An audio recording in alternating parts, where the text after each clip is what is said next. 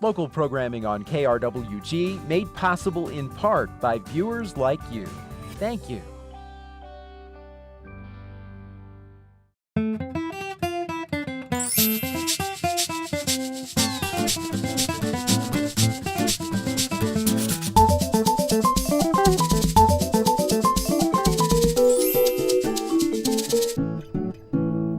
Hello and welcome to Fronteras, a Changing America. I'm Anthony Moreno. Today we discuss inequalities in education and how it impacts Latino students and other minority students, along with students from challenging backgrounds. Joining us for the discussion is Dr. Dulcinea Lara, Associate Professor in Criminal Justice at New Mexico State University, and Dr. Cristóbal Rodríguez, Associate Professor in Educational Leadership and Administration at New Mexico State University. Thank you very much for joining us. Thank you for having us. Now, it's about 60 years since the verdict was handed down in Brown versus Board of Education. However, we are still talking about educational inequalities. I was wondering if you could tell me what are some of the policies that have been in place, or maybe some of the top reasons why we're still having this discussion. Well, I'll start. You know, it's been about 60 years since Brown v. Board and about almost 50 since the Civil Rights Act. So the idea in these concepts was about equal opportunity. And part of the challenge is that there's an assumption today that, well, we have equal opportunity and therefore what's the problem? What's the issue?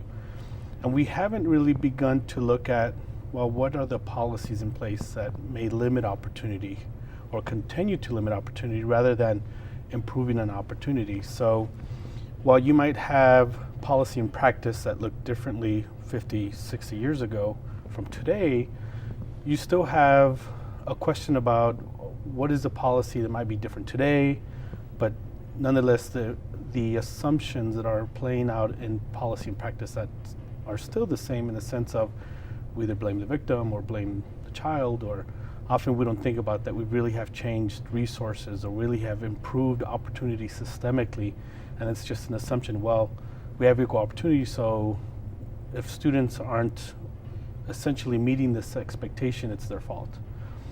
Where we're looking at certain policies, I think in the age of accountability, and recently we've had a lot of policies that are now playing out where it's a new accountability conversation, but at the end when you have high stakes testing where we're saying, look, if you don't have this certain measure, then we're going to hold you back. Or if you don't have this certain expectation in this test, we're not going to give you a degree. And so what we know what that happens is that it tends to then, more than anything else, essentially hold back a certain type of child and holds that child numerously. So by the time they're 17 and they're freshmen in high school, they're pushed out. And so inherently some of us in the policy realm have begun to say, look, it's not a dropout an issue, that's the issue, it's a push out issue. And so you have policies, whether through accountability or other policies where they limit opportunity, where it's an assumption at the end of the day that continues to instead just have an expectation that students have equal resources, that all schools are the same. And we know that resources vary from schools to schools as well. So where one lives, where one goes to school, depending on the resources, the quality of teachers, a number of other opportunities. If they're not there, then of course their overall trajectory may vary. And so those are the conversations that we need to have about, are we really improving opportunity, or are we creating policies that basically are punitive in nature and essentially point the finger at the child for not having equal resources? I would also add that the vision with Brown versus Board, as you mentioned, was to create an equal playing field across racial boundaries primarily. And as we've come so far from that 1954 decision, we've seen that as a society we haven't in earnest addressed the question of racial inequality. So I found it really fascinating in the past, especially 5 to 10 years, that this question of the crisis of education for Latinos continues to be raised at various various meetings and in institutions of education. And I think it's an inadequate question if we don't, as a society, address issues of race and racism. And so I think we've grappled with those issues, especially in the 1960s during that special decade of civil rights activity. But we saw a very heavy backlash to those movements. And so some of the policies and recommendations that came out of those social movements that were very grassroots oriented were quickly reversed. And so we start to head into the 70s and 80s and 90s where we see a much more punitive trend in education that has to do more with social control and discipline rather than sort of a liberation of ideas and creative minds. So I would say that we need to address race as a society before we can really look at these educational gaps. Let's talk a little bit about the education here in New Mexico. I mean, what are some of the things that students are facing as far as educational inequalities? What are some of the top things that they are running into, the roadblocks towards their degree? So New Mexico is a very rural state in nature. And so when you think about what resources a child might be able to access in more rural settings versus more urban or suburban settings like Las Cruces or Albuquerque, just very quickly, we think about Doña Ana County, you have elementary schools that are in areas that may not have access to as many or as highly starred early child care providers. Now, since early childhood education is not universal, essentially those who can pay for it and access it for the most part are the ones who are getting that preparation. Now, not to say that you couldn't have a good preparation at home or community-based child care education, which does exist. But essentially when it comes to whether a child is being prepared for being ready at kindergarten, we know from studies that inequality begins as early as kindergarten. That connection then begins to explain differences and variation throughout the K-12 system. And so, as an example, one policy that's been almost for past 3 years has been pushed is the third grade reading policy. And I think it's a hot topic for various reasons, because it tends to say, well, we need to make sure that children can read by third grade. And while nobody will want to dispute about us making sure that children can read, we need to think about whether we want to hold the child back or we want to essentially provide more opportunities for children to read. And those are different conversations. And so this policy, although has not been implemented, it has been pushed with the argument that it'll hold children back. And in fact, the policy that's been recommended has been continuously about holding children back at all grade levels, not just third grade. And the idea is, well, let's just hold them accountable here, and without considering that there are other resources that vary. So that comes into play. We know that more rural schools have a greater challenge in keeping teachers who are highly qualified by either having a master's degree and at least 6 years of teaching. We know that matters. And so when you have that, policies that relate to teaching and the evaluation of teaching and what opportunities are connecting to students, there's another example of where you have a very rural dimension in New Mexico playing out, and you have that also playing out into what resources and opportunities children have and how that varies from more city-like settings to more rural settings. Another area is AP testing, or AP courses rather. In order to take the AP exam, you have to access AP courses. Well, we know that you're going to have more AP courses offered to you at the more city setting, like Mayfield High School here in town in Las Cruces High School, Centennial, than compared to Hatch, for example. And so we're not looking at making sure that those resources are part of the conversation throughout the K-12 setting, and instead we're creating policies that specifically operate off of those connections. Do they have a certain score in AP? Do they have a certain achievement level? And then connecting that back to policies that may hold somebody accountable, and often it tends to blame the children. You mentioned the early childhood education and also the AP testing. I mean, are there any other programs that seem to be showing some progress in bridging this educational gap? There's various programs that I think that need to be noted and some success. While there are some charter schools that have some challenges, there are some charter schools that have had success, given the students they're serving. Now, not to say that I'm supporting the charter school movement here, but I think there's some cases that they're providing an educational opportunity otherwise not presented with the school district. A good example is La Academia Dolores Huerta. It's a dual language middle school.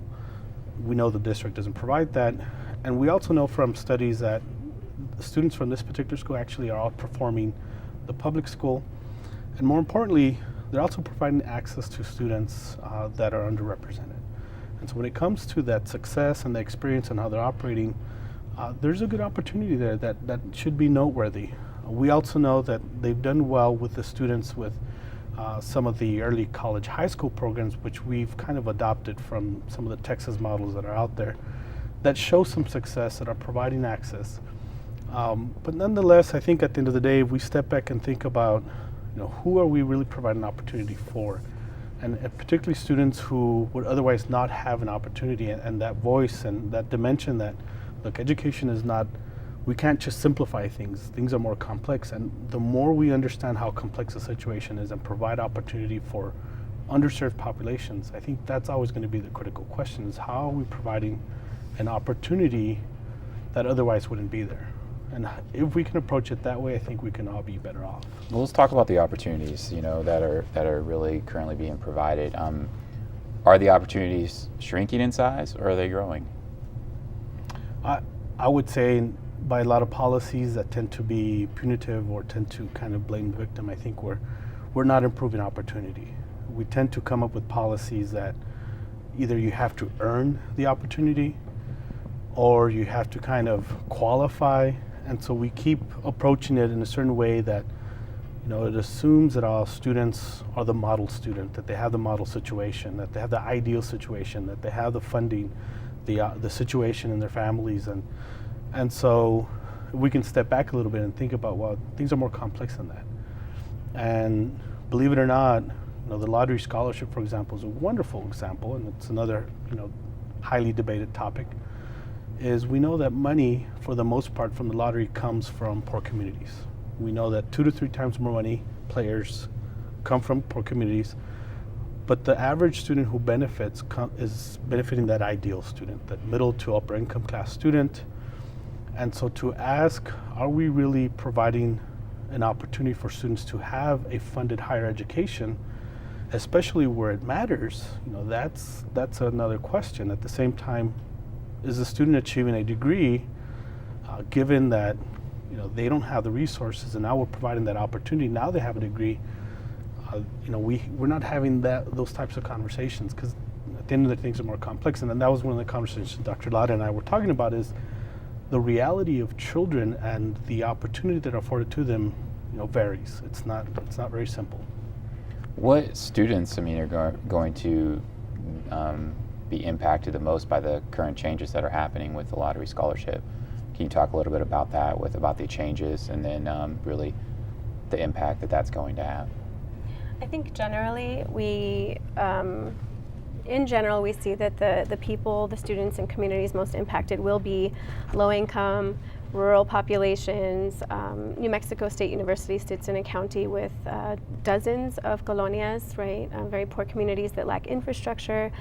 So I think we're going to see that the populations most highly affected are the populations that are usually most highly affected by these policy shifts that aren't placing the prioritization on how to cultivate these communities into thinkers, into people that are going to promote for their community and people that are going to grow with their communities. I know that a lot of students of mine that come from underrepresented or marginalized communities often feel like their ticket to success is that they have to leave home, for example, so they're not encouraged or supported to go back to their communities and make those changes. So I think it'll affect, beyond the students, the communities that these students come from.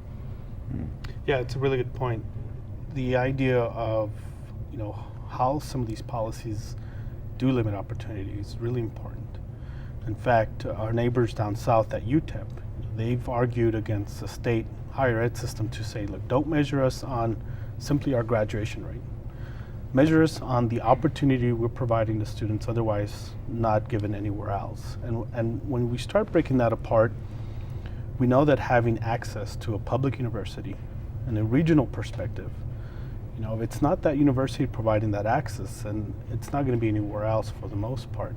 How that then connects to community development is really huge. And so UTEP's really good about arguing, measure us on educational opportunity, because we believe we're providing opportunity otherwise not given anywhere else. Yeah, we have a graduation rate that's in the 30 percentiles, which is a little bit lower than NMSU's. However, we know that for the most part, our students are not your average, typical, ideal student. They graduate from high school, live on campus, are able to be involved on campus organizations. A lot of them do have families. A lot of them work full times. And our average student, in fact, the last report I heard on this is that our average student at NMSU works full time and comes to school full time. And largely it's because of a need. And so if you start thinking of one example of the reality of a student that has to provide for their family and then working full time and then come to school full time, well, achieving a certain GPA is not as easy, but a degree is going to be a different conversation. If we can support that student to achieve that degree, it's really, at the end of the day, we're providing that opportunity that otherwise not given anywhere else. How are we looking, though, as far as graduating these students? As far as the students getting here and being able to achieve that degree? I mean, how's it looking for the students here? Let's talk about Latino students in general, as far as New Mexico State University goes. Well, I'm going to turn to Dr. Lara to speak a little bit about the HSI effort that I think yourself and some of our other colleagues a couple of years ago to really voice that conversation from students. I would say that the graduation rate for NMSU across the board could be improved, and certainly for Latino students, Native American students, African American students, the rates go increasing lower and lower. The question on the table regarding graduation rates is often answered in at a very low scale, right? So we look at the students themselves, and as Dr. Rodriguez was mentioning, we look at how it's the students' fault for not going to completion, right? It's the students that are often labeled as either unmotivated, or it's their fault that they're choosing to work while going to school, so not recognizing those realities, those economic realities. And I've talked with colleagues and folks in the community about how we can jump scales to look at what's going on in their communities, what's going on at the state level, and what's going on institutionally, even to have conversations among faculty and staff at NMSU about how are we nurturing that individual student to go ahead and complete their degree. Those questions often fall back to the individual, right? Well, it's the individual's problem, and so part of an initiative that I was involved in to look at the Hispanic Serving Institution designation was to think about the institution as the accountable entity, right? So to think about New Mexico State University as needing to understand the geographical and political context, the economic context in which we sit as a land-grant institution, and to look at our mission and take it very seriously. So policies that would reduce us back to thinking about the students as the hindrance to the good graduation rates, I think fly against that mission. And so it's really something that we grapple with, especially in bringing up that HSI question, to say that this is something that we could and should do more of, is to nurture and support each student, particularly the students that are Latino or Hispanic, and that sit in our midst and that choose this institution largely because it's close to home and because it's affordable and because it's familiar. And so that's something that as an institution we could take pride in and beyond celebration have accountability to that mission. Many of the students that you discussed earlier that you teach and that you're involved, in the different discussions about this are first-time college students, first in their family to go to college. What services are available right now to really make sure that we retain these students? There's various opportunities for students here at New Mexico State. I think there's various academic tutoring services that is provided through our university system. The Center for Student Success does, go to good lengths to connect and provide that opportunity for tutoring in various subjects. We have the Writing Center. We also have some of the ethnic programs that connect to that. However, some of the challenges that we've not kind of considered in that process is The issue is we're waiting for students who are available to come to us consistently. And often when we start looking at the reality of students is, they're working, they're going to school, they have family, we have large numbers of students that are non-traditional students. They're beyond that age gap and situation and ideal college student scenario. So we have to be more creative as to how we providing opportunities to support their degree attainment outside of the traditional sense of here's a tutoring office, here's your tutor, just show up when you're available and they'll provide you that service.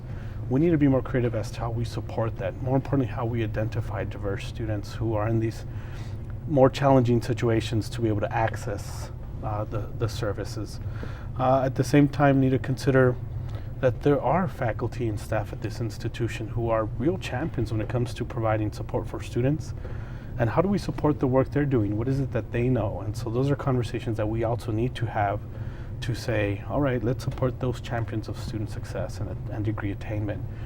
And we know that some institutions who have done these types of efforts and focused and enhanced these efforts, that actually has increased their graduation rates by several points. And in some case, some institutional case, and I cite an article a few years ago in the Chronicle of Higher Ed that spoke to, look, we all know that just raising the admission standards can give us maybe an increment of a raise in our graduation rate, but we don't change our practice and how we support students in its entirety. And then also consider systemically what students come to us with, then really critically changing the graduation rate is not going to happen. It's just going to be very incremental and just very minute. To take it to the next level is then asking those critical questions: is what we can do better, how do we support, how we identify. And it is about degree attainment and our responsibility to provide that student the opportunity to attain that degree versus just saying, no, let's just cut off these students and that should raise our graduation rates. It's a very simplistic approach, and we know things are more complex than that. So when you do raise a graduation, grade point average or admission requirements to get in, I mean, how big of an impact does that have for the students that we're talking about right now? Well, I think at multiple levels. The institution's administration is arguing that we can predictably look at losing around 200 to 250 students based on the previous numbers of enrollment if we just simply look at this criteria. But if we start breaking it down and start really teasing out both intended and unintended consequences of these policies, then we know that we don't have also the transfer rate. We don't have a very strong systemic way of transferring students from a community college to NMSU. So at the end, when you look at reports by NMSU and as well by national data like IPEDS, a 3-year completion / transfer rate from DACC to here in the NMSU system is only 18%, and that's very low. The question is still, well, how many of those are just complete, specifically transfer? And so a lot of those are, they're getting a certificate, they're in areas that you can't transfer much of their courses elsewhere, so simply come up with an admissions policy that is going to limit their opportunity and say, well, we're going to try to send you to the community college where we know there's more to the system than there really is right now. Then you're talking about potentially limiting an opportunity towards a 4-year degree. And the research tells us, at the end of the day, currently, and especially in the situation context of NMSU, that students who intend to get a 4-year degree are going to possibly not get a 4-year degree by starting there, unless we systemically change that transfer process and really look at financial aid, credit approval, and at the same time those other resources, the reality of students of working full-time and having family and having other responsibilities, then perhaps then we can then improve the system. But it's not just limiting an opportunity, it's limiting the potential and what's going to happen in that family, what's going to happen for our communities. Because again, we're thinking of the ideal student and not of the reality of students. Is there a big difference into, just going to, the junior college? Obviously, it's maybe a more affordable option. However, you're getting a lot of your general credits out of the way, and you may not be, entering into your major area of study. How big of an impact does that have to be able to get a, taste of your major area of study right into your freshman year, instead of going maybe the more transfer route? You know, systems and states that have really addressed the transfer experience and courses that do transfer for credit, and have done that statewide. I've done a really good job of saying, look, we acknowledge that if you take this course number and this course description, you're going to get college credit wherever. We don't have that yet here within our institution. We almost have a kind of department by department conversation of, well, this department will accept this credit, but they won't accept this other credit. And some of it is really funny in what numbers and variation has the same course description, but the number might be slightly off. And then the assumption is that, well, they're not going to get that quality of education at the community college, so we're not going to give them that credit. So there's these assumptions that play into that. However, when you systemically address that, we know that students who do transfer are actually more successful in getting a 4-year degree than the students who sometimes start at the 4-year institution. The issue here, I don't think we have a good system at NMSU to transfer students and to consider the credit situation and also the financial aid situation. What happens there is students end up taking more courses that don't transfer and use up their financial aid, so by the time they do transfer, they have very little financial aid that's accessible to them. And so those are often the two big systemic challenges in the situation. And so we need to consider all those dimensions in the process and to really systemically improve the transfer process, or else we're just kind of continuing or will further limit opportunity rather than really doing the things that will connect to degree attainment. We just have about 45 seconds left. I was wondering if you could weigh in on some of the things that people need to think about right away when they begin to address these issues on a level that they could actually make a change. 30 seconds, I guess. I would argue that we've moved away from a framework of thinking about education as something that everyone needs for the common good. And we've moved to a model that looks at education as a business, right? So my students come in, they want to know what their grade is, they're in a hurry, they're in a rush, they're exhausted. They're thinking about their GPA, they're thinking about the bottom line, essentially. They're thinking about their jobs. And I've challenged them to think about how 30 years ago students were in college to make the world better. And so I think we need to reconsider what the purpose of especially higher education is, and this model that we're moving toward is really about numbers and profits, and it concerns me. Well, thank you very much. Unfortunately, we're out of time. Dr. Lara, Dr. Rodriguez, thank you very much for joining us. Thank you. I'm Anthony Moreno. This is Fronteras, A Changing America.